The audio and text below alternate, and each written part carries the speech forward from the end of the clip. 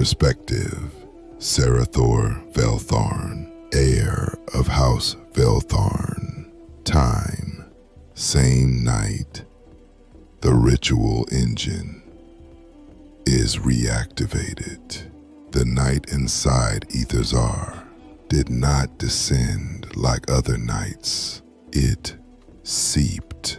Molten light from volcanic terraces shimmered against the high obsidian walls, and shadows danced in erratic patterns like they knew stories they refused to share. Inside the Hall of Pulse Glass, 9-year-old Serathor Veltharn lay on a basalt dais, surrounded by echo words, his tiny frame glowing faintly beneath the amber runes etched into the ceiling above him.